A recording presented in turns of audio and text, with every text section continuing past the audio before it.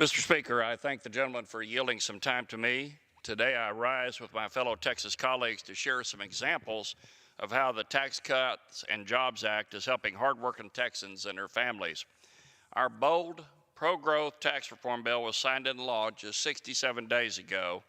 Since then, more than 4 million Americans have seen some combination of a wage boost, a bonus, or enhanced employee benefits.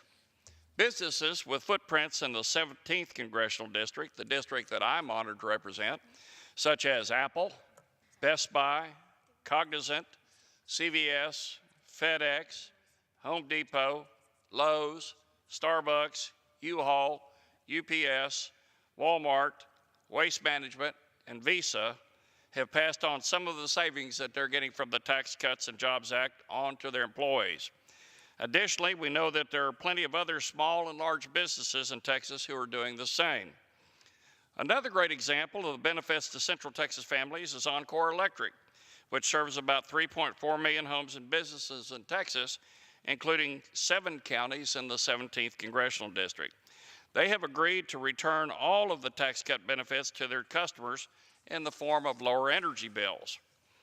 Now that federal tax withholding tables have been updated to reflect the lower tax rates, many Texans are taking home bigger paychecks.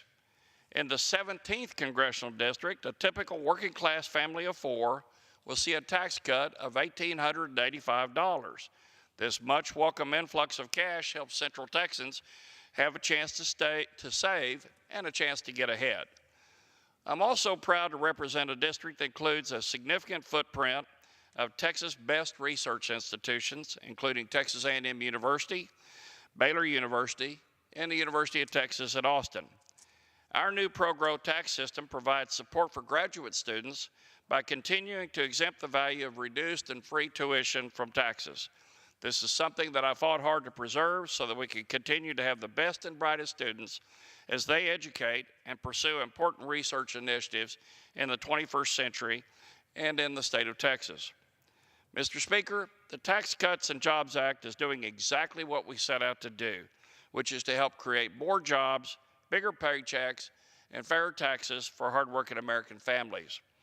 I thank the gentlewoman from California, Mimi Walters, the gentleman from Michigan, Paul Mitchell, and my fellow Texas colleague and chairman of the House Ways and Means Committee, Kevin Brady, for leading this great discussion tonight on the positive changes that have been brought about through the Tax Cuts and Jobs Act. I look forward to learning more about and sharing these important success stories with the citizens of my district. As I close, I ask that all Americans continue to pray for our country during these difficult times, for the families of the victims in Florida, the recent Florida shootings, for our military men and women who protect us from external threats, and for our first responders who protect us at home. Thank you, Mr. Speaker. I yield back to Mr. Mitchell.